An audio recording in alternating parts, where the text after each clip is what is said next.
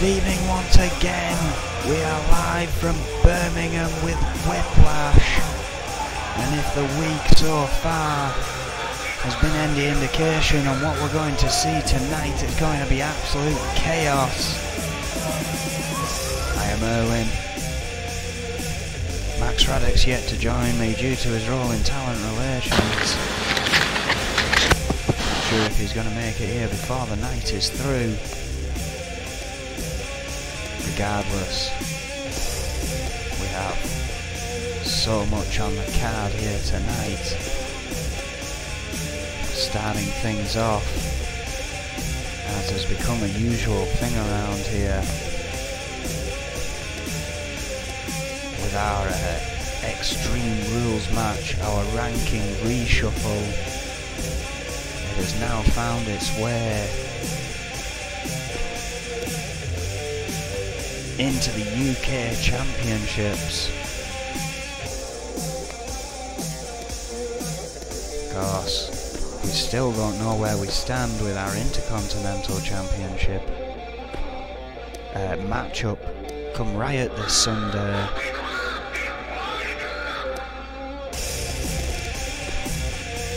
We are still waiting to hear from Adrian Goldman about that one.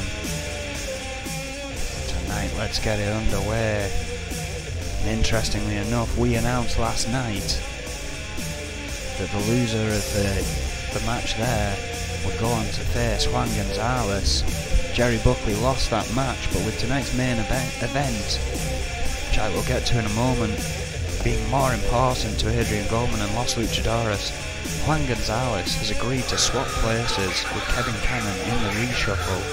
So Cannon has a chance here to get one rank higher than he would have had the opportunity to beforehand. Our main event tonight being Los Luchadores taking on Magnum Opus, and that is to see if Los Luchadores do indeed get a tag team title shot. That is going to be sensational.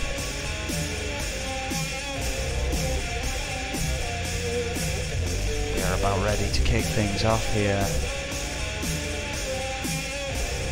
Birmingham, Whiplash live.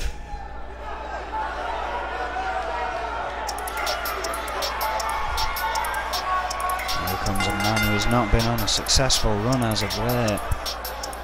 He has slipped so far here in the ranking reshuffle opportunities. And the cruel mistress that it is means that if you lose, that means you have to have another match the next night. The only reprieve you'll get is between Brawl and Mayhem. Ranking reshuffle nearing an end now. We are in the final stages, the final ranking to be determined.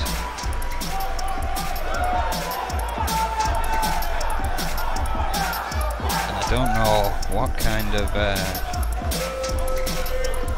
of prize you get, basically being the #1 contender for the Reapers title.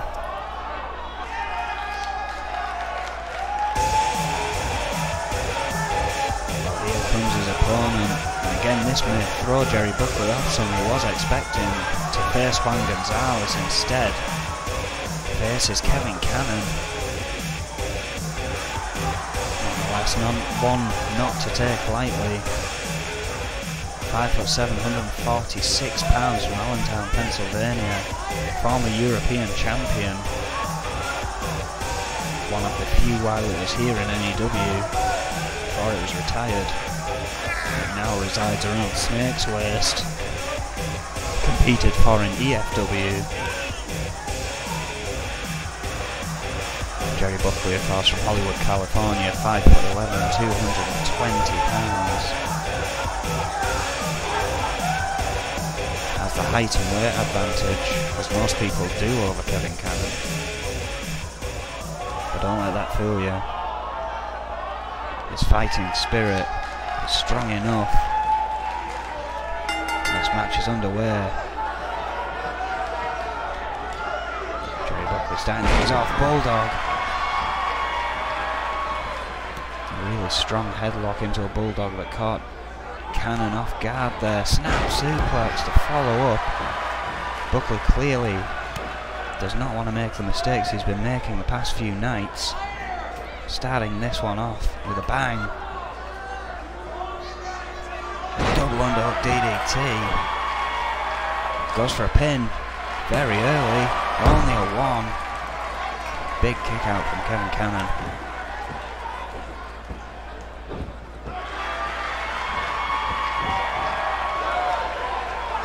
And Buckley probably more in need of a victory. However, again, the chance at the #1 spot does not come around all too often for any title.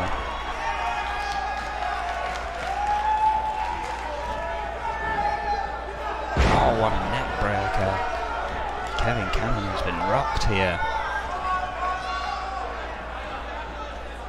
Call off his game by Jerry Buckley, who delivers a jawbreaker, going for a second pin.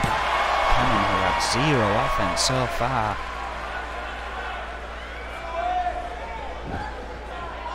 Oh, what a knee. Oh. Again and again to the side of the head. Into the shoulder as well. Cannon reeling here. Of course, has been in some hellacious tag team matches as of late. Maybe feeling the scars, but fighting back as Buckley removed that top rope. That top post. Turnbuckle pad there.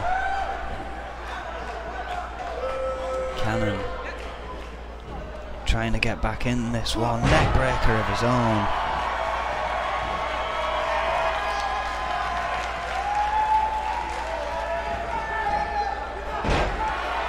Now begins his attack on Jerry Buckley just as it looked like he had nothing left to give. Kevin Cannon has come back out flying and fighting. Oh, Dragon Sleeper has it locked in tight. Jerry Buckley fight out of it, or will he be forced to tap? Gets free, only just. Now a more serious look at his opponent.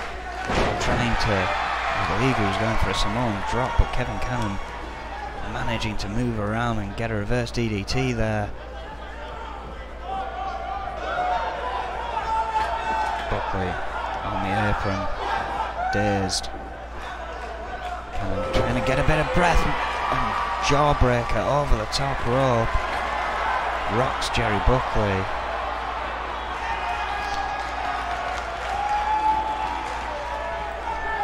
Cannon needs to follow up on this attack.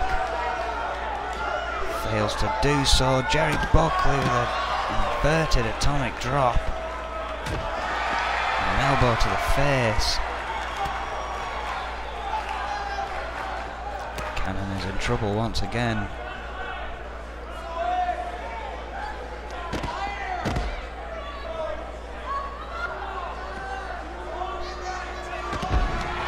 Hurricane Rana on the outside there.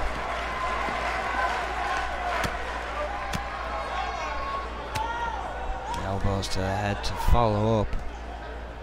Again, just when you think Cannon's momentum has been stopped, he pulls something out of the bag. He could very well have it here. Off the rope. You know where this is going. Leg drop. Right to the chest.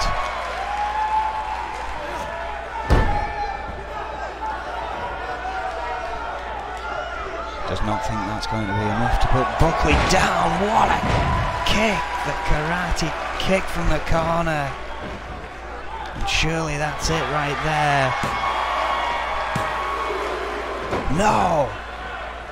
My word, somehow Jerry Buckley's consciousness returned to him in time to kick out. Cannon here. Still on the attack though. Does not let it faze him. Over the top rope tope. Goes for another pin. And again a 2. Buckley still has something left in him. The tank is not empty. Kevin Cannon trying to drain what spirit he has left though. Staying on him. More elbows to the head.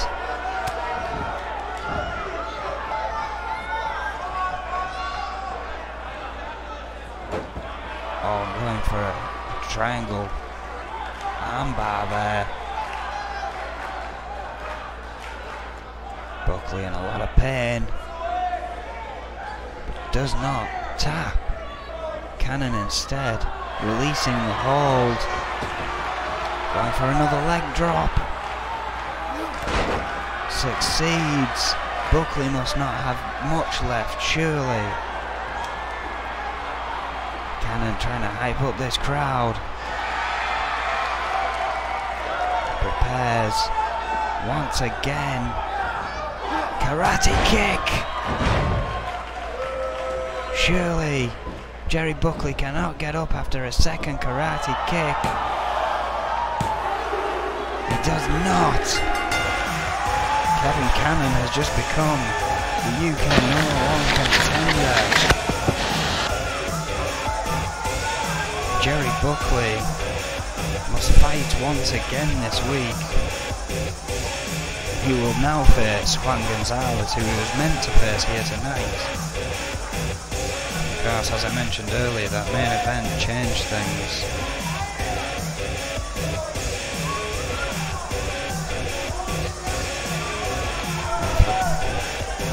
Decent half of that match, I thought Jerry Buckley was going to have a win here. Both of these men giving everything they've got. Kevin Cannon coming out on top this time. But I almost guarantee that if this were a different night, that could have been a different result. What a performance. What a way to kick Whiplash off. Well, continuing on, we have a US ranking match. Jimmy Falcon successful in his last outing. Faces up against Guillermo Diaz. Well, his last match was against Jack Collins and we questioned both of their ring rust. I don't think there's any in Diaz. He has been wrestling quite a lot recently. From what I've heard, he and the Gonzalez brothers have all been training together, so he'll be at least half as good as they are, and knowing his legacy, he'll be just as good as they are. This could be a quick one if Jimmy Falcon's not careful.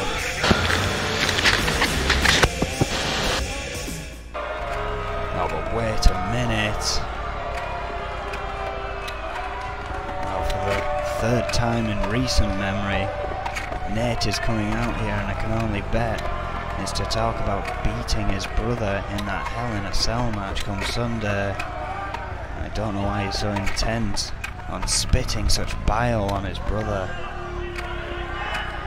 Can't believe what's happened to this kid. Let's hear what he has to say. Unfortunately, we have to.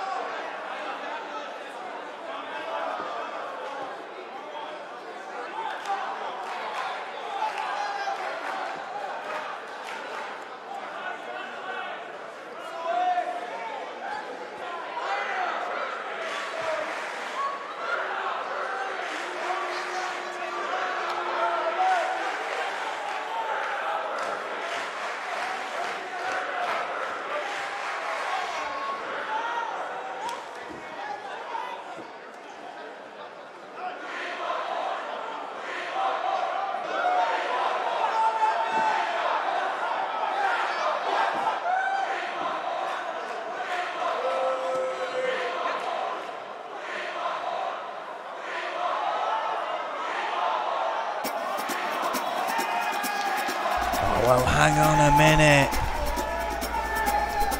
Again, for the third time in recent history, Red has come out here last two times he seemed to have let Nate off with a warning. He's been attacking everyone else left, right and centre here. Which makes me question what the hell has got Nate such good graces, because Red's attacked the Reaper, so it's not even about that. Let's find out.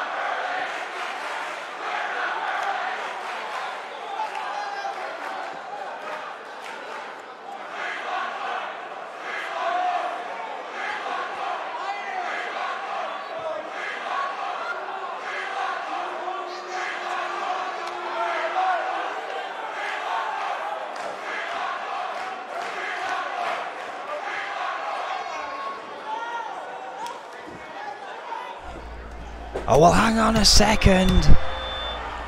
It seems Red has finally ended his truce with Nate here. Laying into him, but Nate now returning the favour.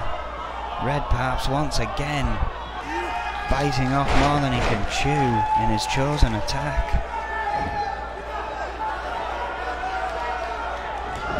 Nate, who faces Marty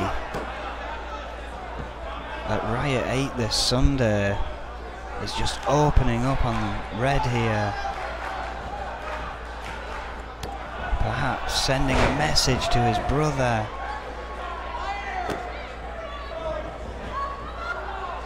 Red once again telling him he shouldn't be saying those kind of things. Nate clearly not giving a damn. Oh, what a shoulder pad from the top rope. Security nowhere to be seen.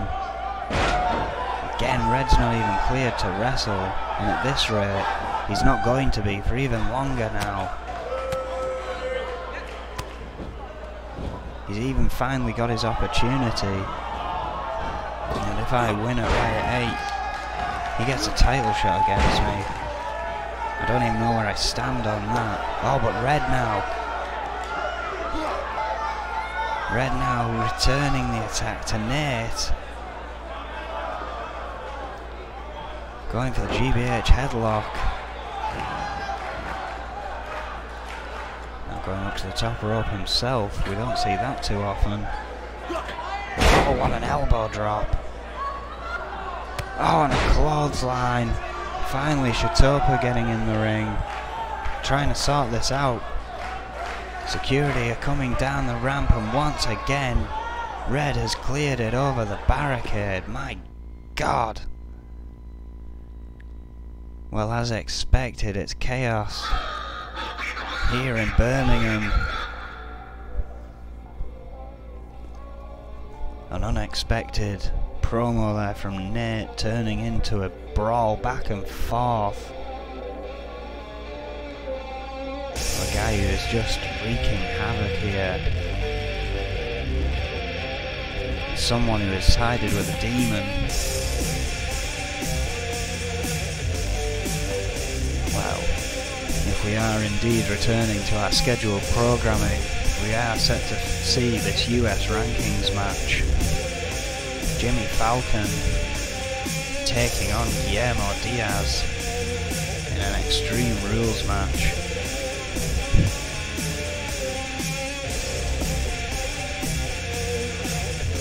And the illustrious Max Radix has indeed managed to join us.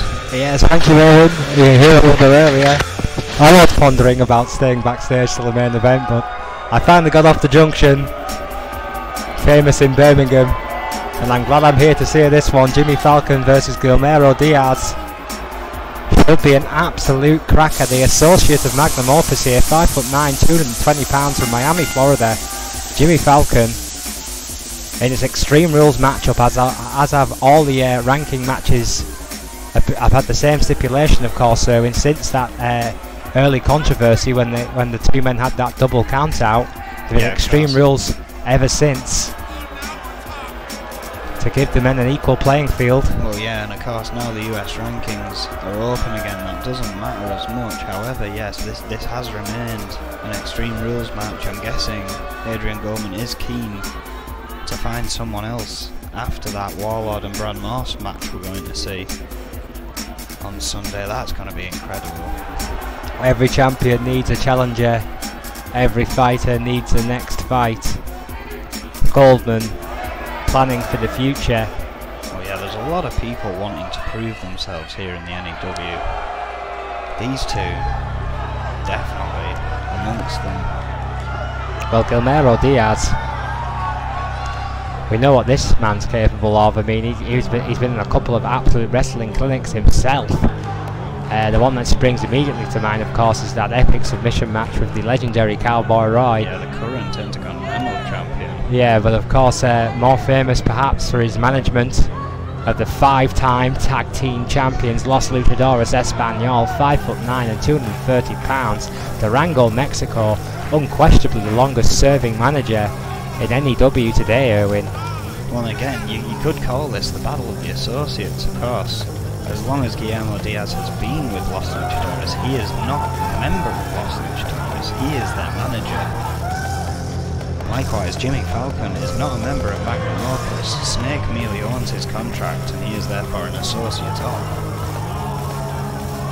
Well, it's like joining a law firm after you've just graduated from university. You don't start at the top, you don't even start in the middle, you start out as an associate, an errand boy, and that's what Jimmy Falcon is. He's getting snake sandwiches, and once he's earned his keep, I'm sure he'll be welcomed into Magnum Opus with open arms. That Guillermo Diaz situation is a little bit different, but of course everything's a little bit different with Los Luchadores. What a brainbuster kick off. Kicking it off, my word. We saw that from him last night. By Jimmy Falcon, my word. What a way to kick off this matchup against Guillermo Diaz. Oh, there we go. We'll probably see a lot of that tonight between these two. Chopping Woo like nobody's business. Guillermo Diaz counters. Yeah, quick to duck that clothesline there, sending Jimmy Falcon flying over the top rope. A change in attitude. Inverted DDT there by Diaz. In both these teams, maybe more so Jimmy Falcon, since losing to Snake and becoming, well, property of Snake, technically. Oh, springboard moonsault, beautiful. Shades of Chris Jericho there. Incredible athleticism on display. The Lion Salt, as Jericho calls it. Oh, Diaz has not had much offense so far, but don't count him out. He's just as tough as the two that he manages. Chop to the chest. You can already see those welts appearing on Guillermo Diaz's chest. Jimmy Falcon showing a new aggressive streak since associating himself with magnum opus. What a crossbody there by Diaz. Unquestionably still, despite the fact he's better known as a manager, I would say he's in the top 6 or 7 for best technical wrestlers in the N.E.W. today, and that's quite some list, Erwin. Well, yeah, again, his in-ring career has been stop and start, but I would say he's been in there more recently than Jimmy Falcon, who is unloading here. Swinging neck breaker. Yeah, Diaz brought that kendo stick in and then rued the day because Jimmy Falcon just went to town on Diaz in a big way. Ended with that DDT middle rope, looking to cause some more pain, and connects with that elbow to the face there. Vicious elbow to the head of Diaz.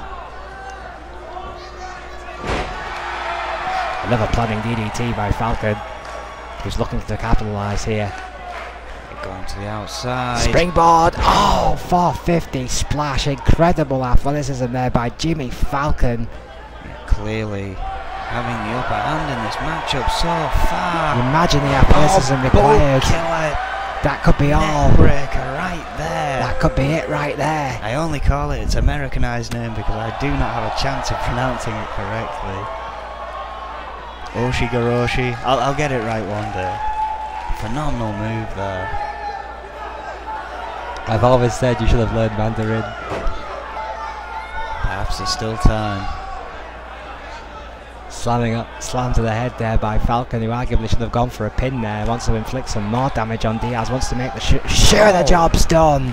That could do it. On a swinging side slam. Shade of the big boss man. You don't see that one every day. That's old school.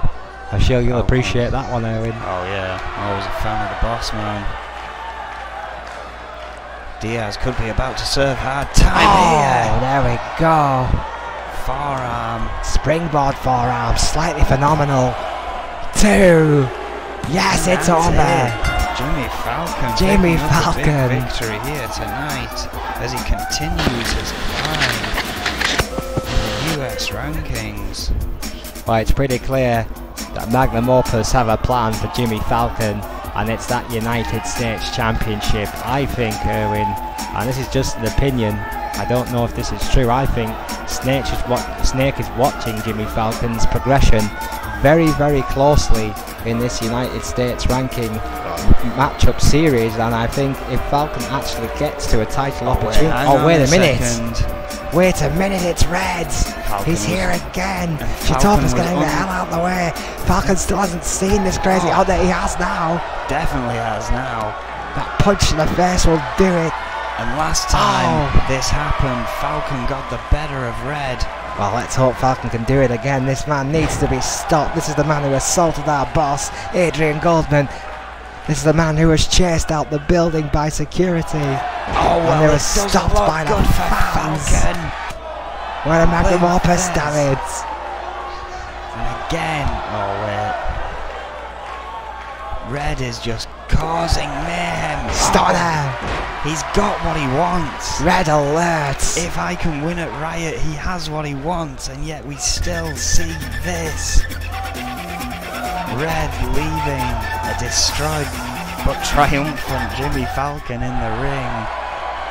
While these attacks by Red continue.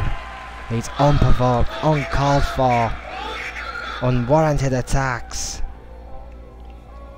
Something has to be done about Red. Definitely. This outlaw cannot be allowed to continue in a manner. He's just assaulting talent at the moment. Well, I can't agree more. I mean, it is just absolute chaos knowing that Red could just interrupt your match at any point, and even when you're over, and completely destroy you. I mean, don't get me wrong, Erwin, I would like just to go on record once again and say Red might just have a point. Red was injured for months on end, assaulted by a certain someone who's shoving him nameless. Erwin, he could have what he wants after Riot 8. And yet this trail of destruction continues. Well, you have to beat Bart Brute first. And Bart Brute's not going to go down easy. I'm still confident in a victory nonetheless. And if Bart Brute wins that match, I mean, what happens then? Does Red face Bart Brute for the championship? What does that mean for you and him? Oh guess that bridge will be crossed when we get to it, if we get to it. There's just so many questions. There's more questions than answers. All I know is that Adrian Goldman is absolutely furious, and is looking and is consulting lawyers as we speak to see where he stands on the legality of the situation with Red at the moment. But regardless, a nice one-on-one matchup here in the Intercontinental rankings. Well, yeah, Yuri from the crew impressing everyone on his own right now in these in these Intercontinental rankings. He's been supported all the way, of course, by his tag team partner Franco, which is always nice to see. Yuri, the Russian Bear, 5'11", 232 pounds from Moscow, Russia, the two-time United States champion. Yuri, no slouch in the ring. Of course, also a former tag team champion with a crew, but that didn't last long, thanks to, of course, Magnum Opus. Well, their reign may have been short, but the fans absolutely loved it. Oh, they fought like demons to get to the top of the tag team mountain, Irving, and to lose it in such a manner was heartbreaking to witness, and yet such a beautiful moment. It's one of those. It was. The Germans have a word for it, which I've forgotten. When you that's the one. Charlie Braddock, 5'10", 310 pounds. You see, your Mandarin isn't that good, but your Germans come on there. A long, long way. Bismarck, North Dakota. Did get a C in GCSEs. A former Intercontinental champion, Charlie Braddock. I failed German. Charlie Braddock, an absolute brute. Mullet and all, former member of the Enforcers, of course, has proven since that group's disintegration that he can definitely handle things on his own, Irwin. Oh yeah, most definitely. And has experience, of course, in this Intercontinental ranking. Yuri, more used to the United States rankings. Oh, starting things off quick. The competition is harder, as you would expect. For the second richest prize in our business today, the Intercontinental Championship. Of course, we're going to see Franco in action later on here tonight in an N.E.W. ranking match. Which, coincidentally, is the first most prize possession in our business today. This is one of those teams, they may not get to the tag team gold just yet, but they have a big chance of getting the singles gold first. They have a big chance of one day becoming dual champions if they can keep hold of the titles for long enough, and that's a rare commodity in N.E.W. Very true. Charlie Braddock. Oh, of course, Snake is a prime example of how it can be done.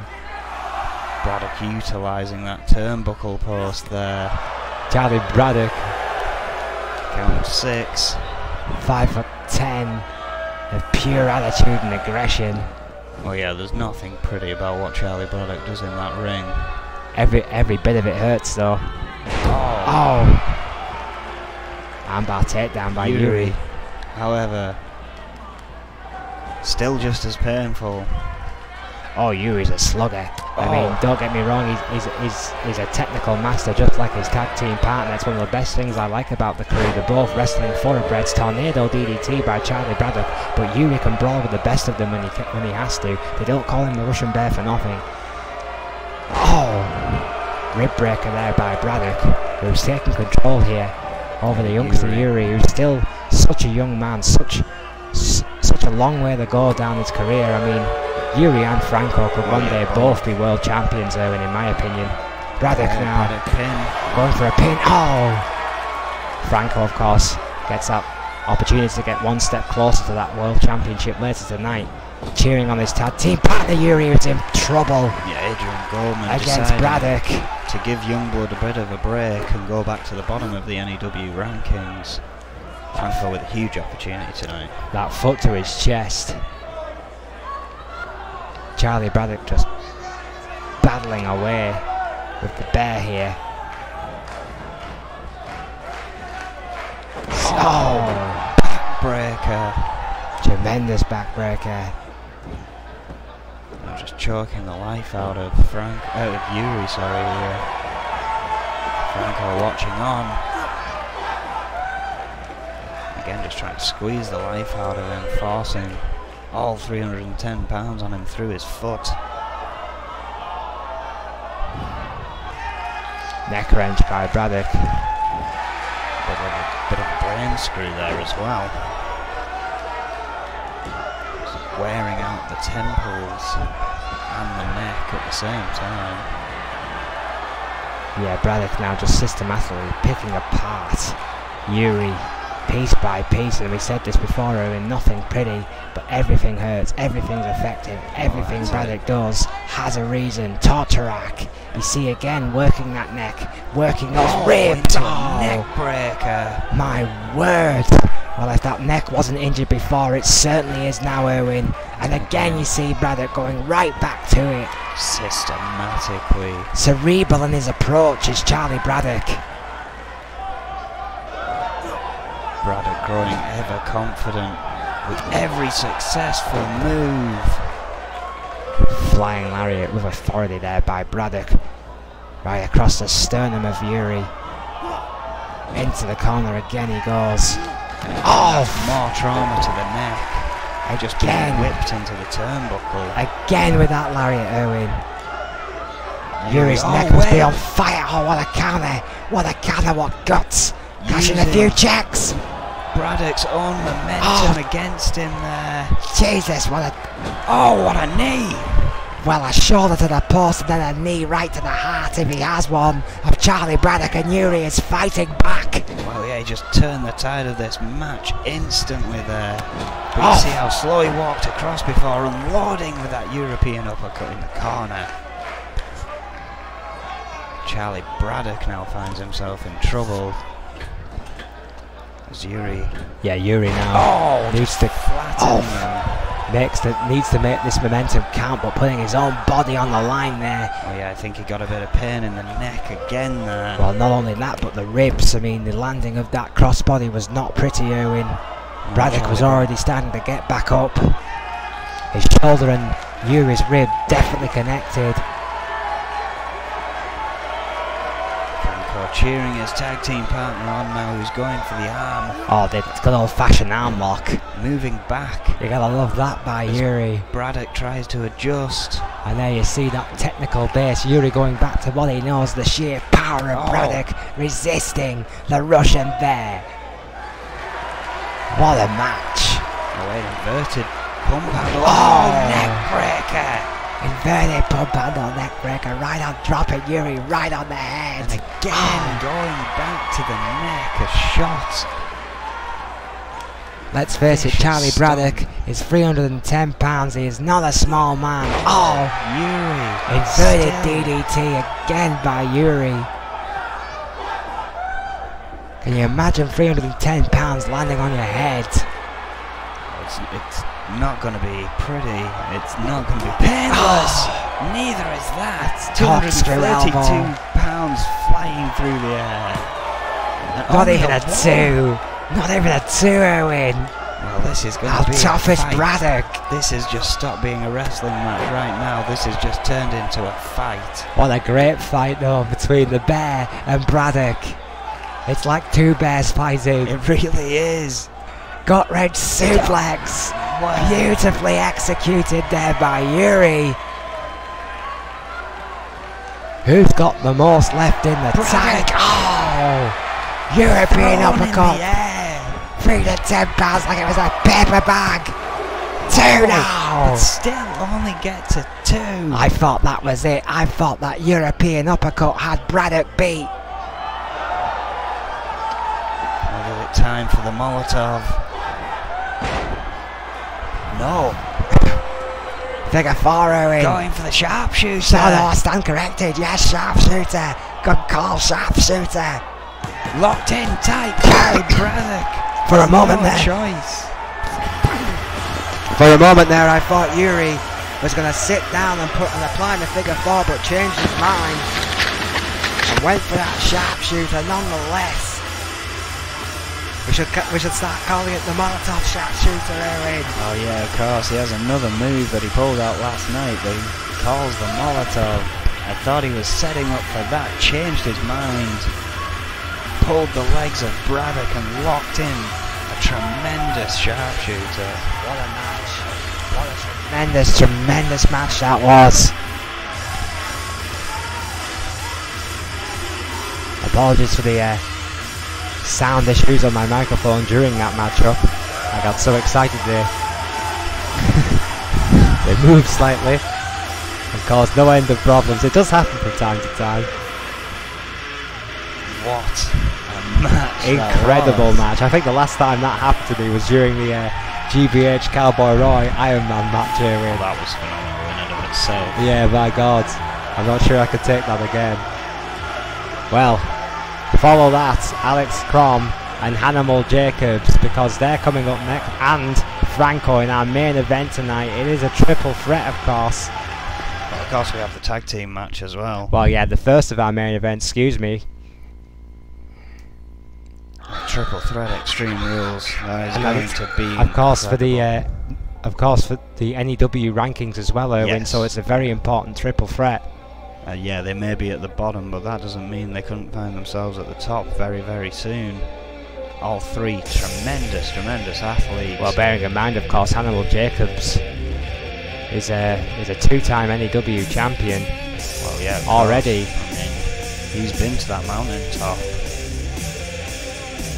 But let's not forget Alex Crom, the title that he once had. I mean, you could argue some people are born to get the championship a lot. Some are meant to just do it, hold it once, and make a legacy out of that. 70 days. Yeah, the Continental Champion. A lot is made of GBH and Cowboy Roy's runs as Intercontinental Champion, and Alex Crom somewhat gets overlooked. But having the third longest run in any title is still an achievement in its own right, Erwin. Oh yeah. Oh, Diana Simmons. Diana Simmons coming out here. We heard words from Alice Young. Well, True Force is here again tonight. Earlier in the week, the Brazilian behemoth is here. Diana Simmons, a three-time women's champion. She's decided she wants to address these fans. Let's hear what she has to say.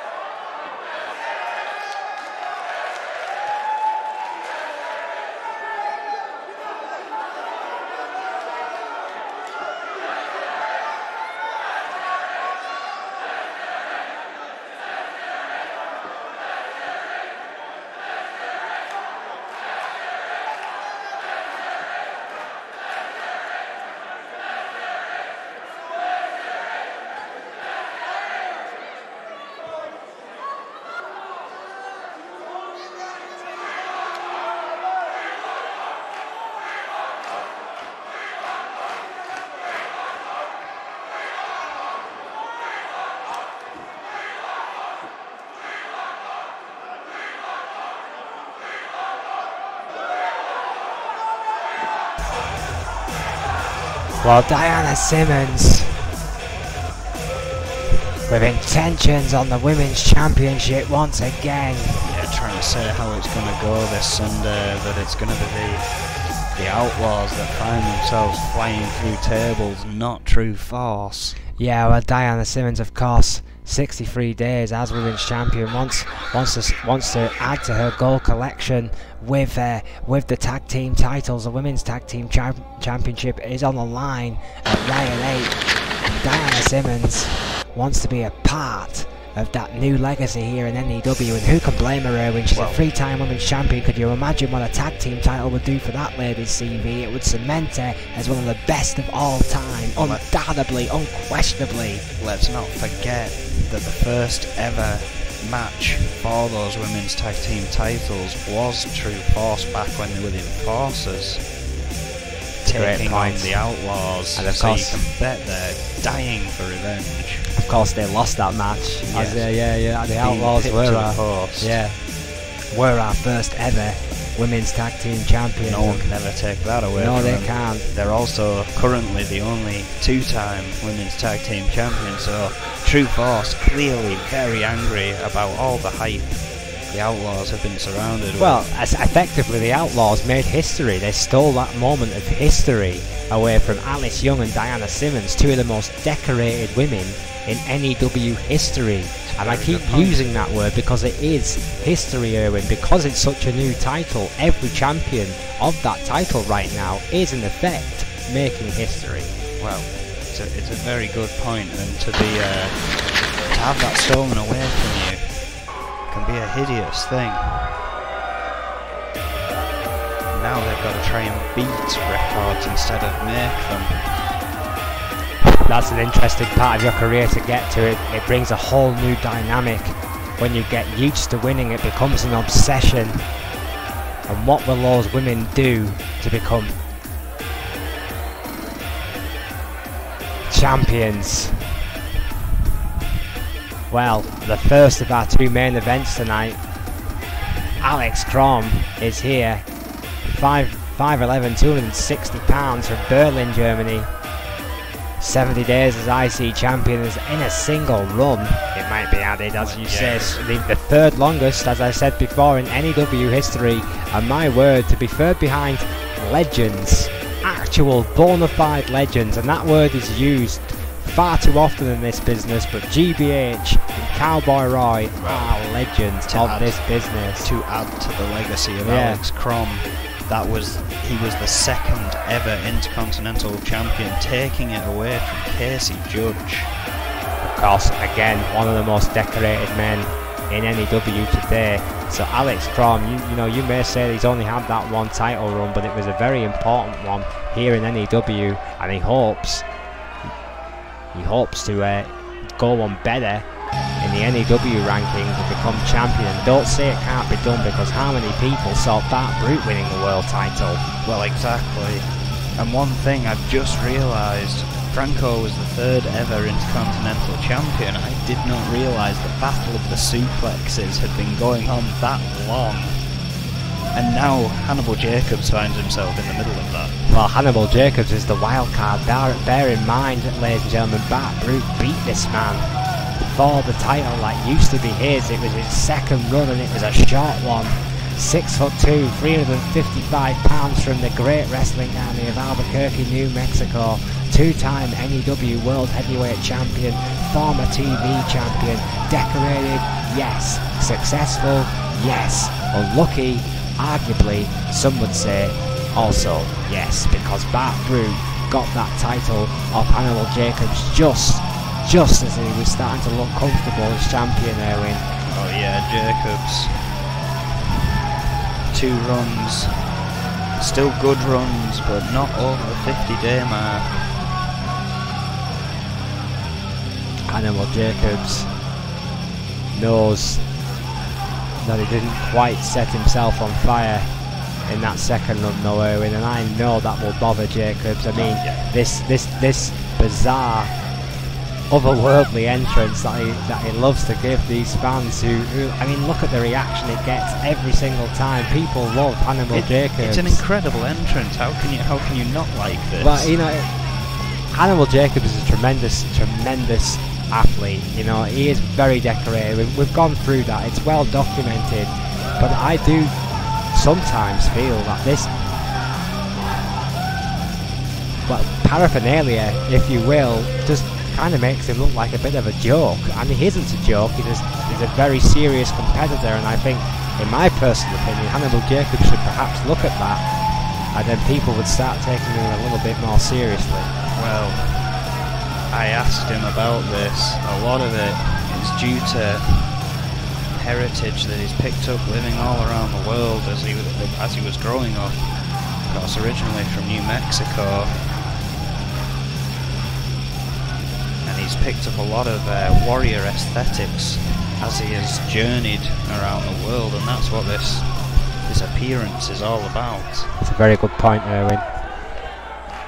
Of course, you know, I certainly don't want to offend the other cultures that Animal Jacobs has grown up with, but you must admit, Erwin, as a presentation, when you're calling yourself a potential champion, I mean, it's going to raise a few eyebrows. Well, I mean, personally for me, it's a very good point. I mean, Franco would probably agree. You know, I have a very minimalist entrance gear because I can't be bothered with the clutter. It is a distraction from what's about to happen in that ring, and if you get caught off guard, you might not get a chance to take that off. You've got to wrestle on it then.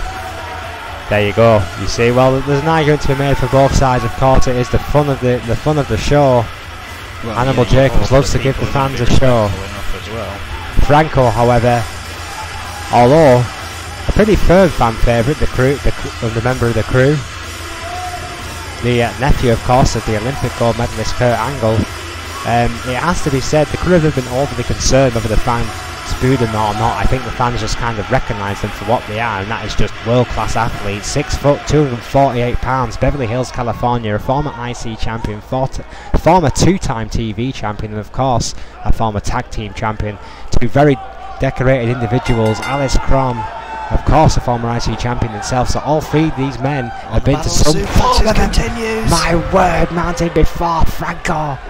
Just moved around Jacobs to go directly for Franco with that German suplex. Oh dear Lord, just picking up exactly where they left off there, Erwin. Animal Jacobs knows he might just have all the time in the world here. Oh yeah, quite happy to let these two go at it.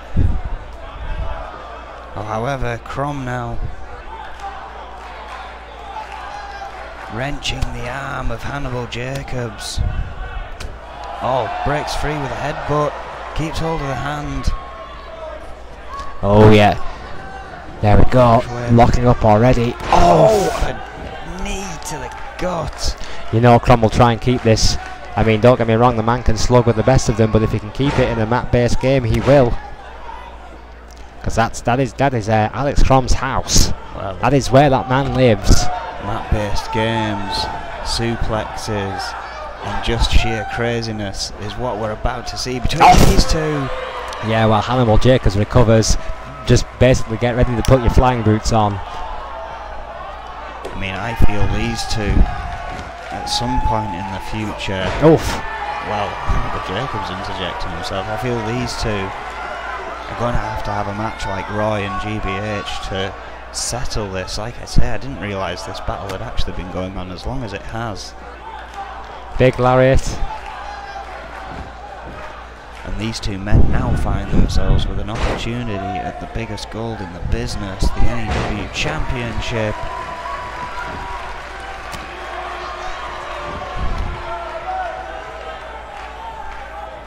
Oof. I'm being told through my headset we're actually going to squeeze in an extra match here tonight. Russian leg sweep. We actually have set up Kane Matsuda taking on Nancy Valentine next before our main event. My God, Adrian Gorman may not be telling us about the Intercontinental match come right at 8, but at least we know what's going on tonight. That's great, that's going to be part of the women's rankings. Head first goes Jacobs. Interesting though, it wasn't Adrian Goldman that passed that message along. I mean, with Red in the building, it wouldn't be surprising if he'd left. Crom going for the pin. And the gut wrench suplex by Crom. Oh my God! An exploder suplex as well.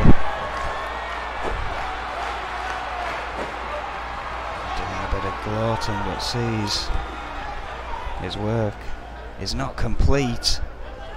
Well, we're choosing to go back to Franco as Hannibal Jacobs irks him on. Back elbow there. Huge back elbow by Jacobs.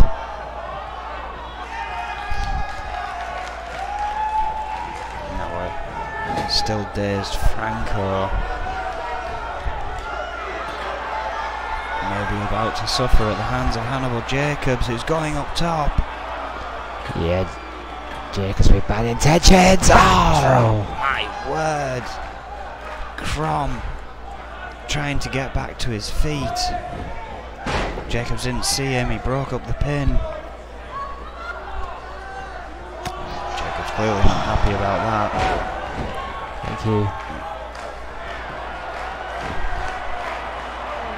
I've been passing some notes by a stagehand there. I'll go into that at some point if we have time, my word.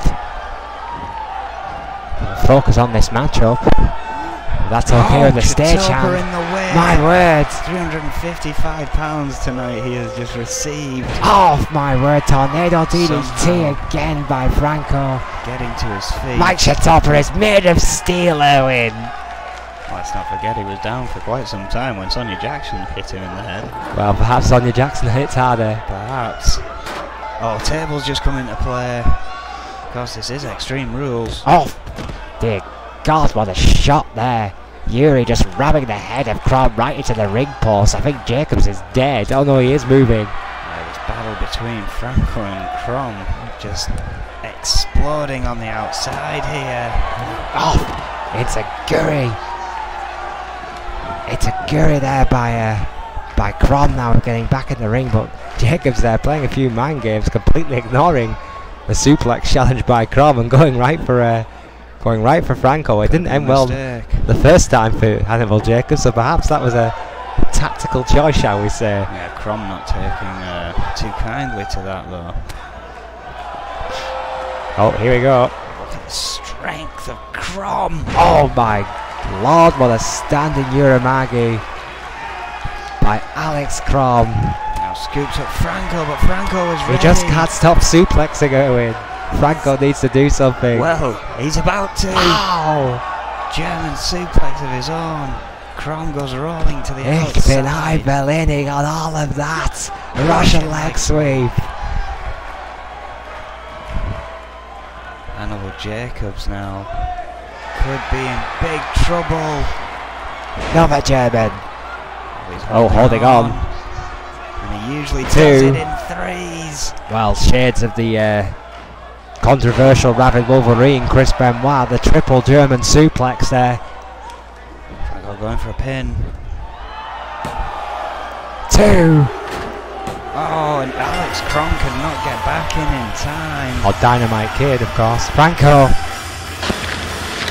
Victorious. Hannibal Jacobs and Alex Crom just didn't quite have enough to beat the All-American, the nephew of the Olympic gold medalist, and the man who could be soon reigning gold, Franco. There you see it, Alex Crom trying to get back in the ring to break up that pin after that trio of German suplexes to Jacobs. But he, as you say, in a second too slow there. Stop reading my notes. Franco. A great match. All it takes. A great match. The first of our 2 main events here live tonight in Birmingham. Avoid that junction at all costs, I can tell you that on the way home. This bonus match that was set up here tonight just as we were entertaining ourselves with that one. Kane Matsuda and Nancy Valentine going at it one-on-one. Women's ranking. Yeah, Akane Matsuda versus Nancy Valentine. As far as I was aware, Akane Matsuda was already the #1 contender, so... No, she was... not sure what number she is. My tech monkeys are just looking it up. Kane Matsuda number 8, Nancy Valentine number 7. Yeah, so I see. I thought, you see, I was Sonia Jackson under the impression that Matsuda was #1 contender. Because clearly I was misinformed. I think it was Matsuda who told me that herself. Well, Maybe she was misinformed. Sonia Jackson is the one who has the title shot come Riot. After that, we do not know. That's part of what this is all about. Well, as far as Akane is concerned, she's #1 contender, so maybe you want to go and tell the Empress that, because I certainly don't. Well, perhaps that's how confident she is, of course, rising through the ranks quite successfully so far. One of the reasons that I was late to wear yesterday, I can tell you this now. Akane has no issue with it. But she had a couple of permit issues, of course, with her visa, which required some talent relations attention. Akane Matsuda, of course, slayed the visa people, as you would expect, being a world-class and world-renowned athlete. And relatively sorted out quickly. She's here tonight, and we had a very long conversation about her being #1 contender. So I do apologise for giving you that information. I took it as the truth. Clearly, I was mistaken. 5'2", 175 pounds from Kyoto, Japan. This could be an N.E.W. first. Max Radix was wrong. Matsuda. Shut up. A former women's champion in her own right, EFW or not, still a women's champion. Matsuda and Valentine in this bonus matchup, as you quite rightly say. And we weren't expecting this matchup tonight, but hell, it's the hottest women's division in professional wrestling today, so why the hell not? Adrian Goldman giving these fans in Birmingham a treat, maybe letting the traffic die down on that hellish junction. It might be just a mission of mercy here by Adrian Goldman tonight. Perhaps. What a match this could be. A tremendous matchup, Erwin. Akane Matsuda and Nancy Valentine, my word. This could be an absolute corker.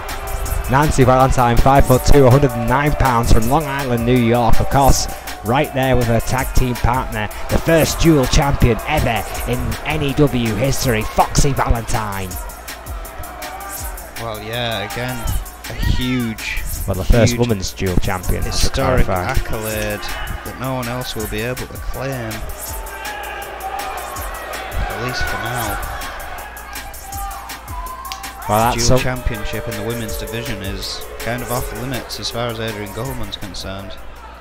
That's something that Nancy Valentine will literally be asked about. Excuse me, Foxy Valentine will be asked about for the rest of her career. Both of these have brought their tag team partners to ringside. Yeah, Xander Enterprises, of course, has accompanied Akane Matsuda to the ring. And Foxy Valentine has accompanied Nancy Valentine, cheering their partners on. Oh, T-ball suplex there by Akane Matsuda. Interestingly enough, it seems only Emma is down at support of Akane again. Yeah, no William here tonight. That is interesting. Erwin Ambar there, going right for the submission for the Akane Matsuda, not messing about at all here against Nancy. That's over. My word, as quickly as it begun, this surprise bonus match is over. Akane Matsuda has beaten Nancy Valentine in record fashion here, Erwin. Absolute sheer dominance. Well, we were talking about this very briefly last week, but this is the perfect opportunity. I mean, Akane Matsuda, when she first came into the N.E.W. from the EFW, was seeming to struggle to adapt to the quicker pace, but in the last 2-3 weeks, Akane Matsuda has hit another level, Owen. Well, yeah, it's another level of scary. Almost like she literally just had jet lag. Not that that's possible. Can you get jet lag from Birmingham? I mean, Newcastle? I mean, we're kind of on the road a lot more with N.E.W. Perhaps that's what she had to get used to. Maybe so. Maybe the road schedule was what took the adjustment, but whatever it was, she clearly has adjusted. And well, as much as we were meant to get a bonus match, that was just essentially a bonus submission. Akane Matsuda with an incredible match there. Well, I think it's showing how dangerous the armbar is, Erwin, because every time she gets it locked in, that match is pretty much done. Yeah, I don't think I think the only person I've seen counter it so far is Farrier. Well, yeah. And that was in one of Akane Matsuda's first matches, I believe. And of course, Nancy Valentine, no slouch as far as submissions are concerned. Of course, has that dreaded butterfly stretch. Well, here it is, ladies and gentlemen. By God Almighty, this is what I call a main event. Are you ready for it, Erwin? Oh, this could be phenomenal. I'm not sure I'm ready for it. Ladies and gentlemen, we've waited so long to see it, and now it's finally happening. Los Luchadores tonight will face Magnum Opus. Tonight it will be Gabriel and Joan Gonzalez, the five-time N.E.W Tag Team Champions, versus, of course, the current undefeated, undisputed World Tag Team Champions, Magnum Opus. Of course, Rick Weaver and Vega proving to be an incredibly effective team here, Erwin, so far in the N.E.W, yet to find the #1 contender for their titles, because no one has beaten them as a team, of course, managed by the legend himself, the 7-time world champion, the master of disaster, Snake. This could be an absolute tag team clinic. Guillermo Diaz, of course, I'm sure will be there watching Snake for Los Luchadores is not. This could be phenomenal tag team action, Aaron. And again, Los Luchadores here with an opportunity at the gold. They've got to pin one or submit one of Magnum Opus to get that opportunity. This is a submission match? Well, no, I mean, this is a tag team match, so you've got pinfall or awesome. submission. Oh, sorry, I thought you just said something. I missed the pin part there. I was thinking that was a surprise.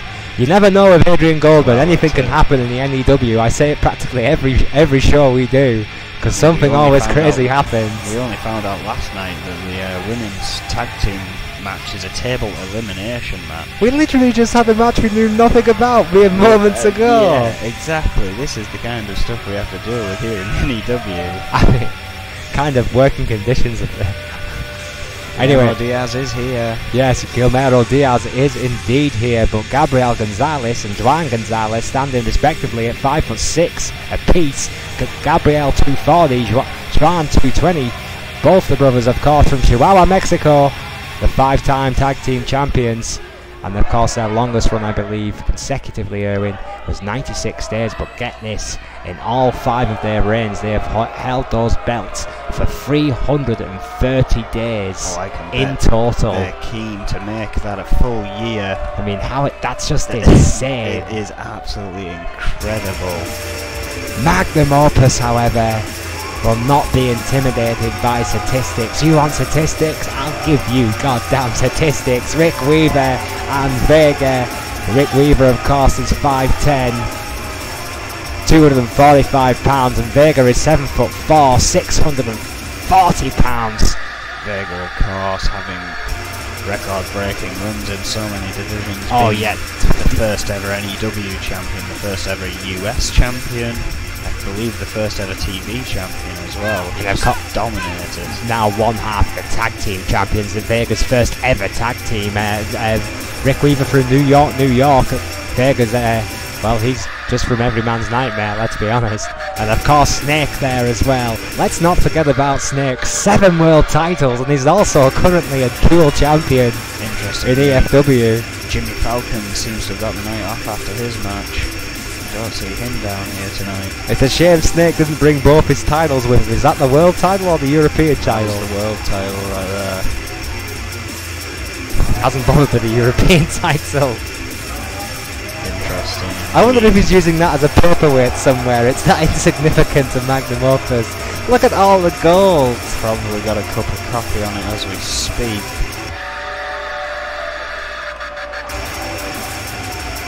I mean, no disrespect to the European Championship, of course it is a prominent title in EFW, but I mean, the lack of Snake even bringing it out there is slightly disrespectful to that title, it has to be said. Introduced to allow other competitors in EFW for something to compete over. and Snake has both titles. A 17-year veteran has 2 development titles. I just find that hilarious. Rick Weaver is there now. I think that's Gabriel Gonzalez. I believe it is. The quick DDT to Rick Weaver. Planning DDT. And also very quick to Rick Weaver. Last Luchadores, of course. We've seen this so many times from the 5-time champions. Oh, El Picador. Beautiful. Rocked up him. Beautifully done. Oh no, wait a minute, the El Picador, that's a tag team finisher, maneuver. yes. God damn it! They have so many moves. Oh, well, that's a reverse DDT. Yes, it is. Reverse DDT. Weaver, as caught off guard as Nancy Valentine was. So Well, far. This is why we're live, Owen. Twice in one night. Lively Birmingham here. These idiots in Birmingham keep putting me off. European uppercut. Baseball slide. Enziguri kick right to the head by Weaver, and that is why. And you got to remember as well this change of style with Weaver as of late, Owen. Well, yeah, he caught Gabriel off guard there, and now Vega is in, but Gabriel quick to whip him to the corner. Manhandled the Giant there. You don't see that often. No, usually you just see Vega shrug his opponent off. Oh, armbar. On the arm. The classic armbar. And Juan, the lighter of the two, now has to go to work, quickly dodging I'm not Vega, sure how but not wise for this long. tag was, to be perfectly honest. No, this could prove fatal for Juan Gonzalez here. Why would you put the lighter man in against a man who weighs 640 pounds? I think like the entirety of Juan Gonzalez probably weighs about one of Vega's legs. Probably about right. Juan Gonzalez. Oh, dear Lord, the arm itself is probably the top half of his body. Just being destroyed here. Kick to the spine. And here he is. Let's be honest. The ace in the hole. Look at Snake. Look how confident he looks. Look how happy he is right now. It's a beautiful thing to watch. We're going to get yet another pay-per-view where Magnum Opus don't have to defend their titles, Owen, because even Los Luchadores are just buckling. Oh, wait a minute. It's beginning to look that way. Wait a minute. Gonzalez has fought free. Perhaps part of the plan just to give Gabriel a breath. However, Vega with that strength there. It's like swatting flies for the monster. Oh, Gonzalez lands on his feet. Again. Well, here's Vega with the strength. Alright, as he throws him across the ring. Sorry, I shouldn't laugh. Juan Gonzalez. Oh, uppercut by Vega, literally swatting flies, Owen. It should be said, you mentioned it as we introduced these guys, he's had a dominant run with every single title he's ever held. Why should the tag team title be any different? Well, exactly. It's always the case when Vega is in the equation. Everything else goes out the window.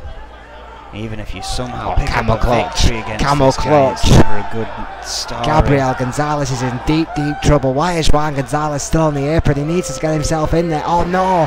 Faith in his brother's technical ability, and he has tripped the Giant. Oh!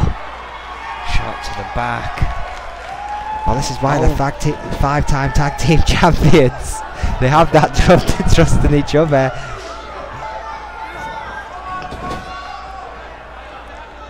In the other corner he goes. A tag is made. Off the rope. Oh my word! Oh! Well, Overhead suplex. The bigger they are, the harder they slam to the mat. What a fruity suplex that was by the five-time champions. Inverted DDT. Juan Gonzalez now having to think fast. Planning DDT. Vega. It's all the DDTs, Owen. It's beautiful by Los Luchadores. It's a tag team clinic once again. It's everything you would expect, and it's exactly what they need to do against the monster. Yes! Again. There's a surprise. Well, if it ain't broken, don't fix it. Juan going out. Go on, you know you love to call it. Going for a big risk. Oh! Springboard drop kick. There we go. Gets a tag to Vega. Vega gets a tag to Weaver. Wow. Oh, but receives another drop kick. There's so much going on. Juan Gonzalez feeling perhaps a bit more confident. I think I left my brain on that junction. Now that there's 245 pounds in the ring rather than 640. Inverted suplex. Rick Weaver is the fresher man, but in trouble. Snake is getting more and more agitated. That confident look off the face of the 7-time champion has now disappeared. Around, it seems.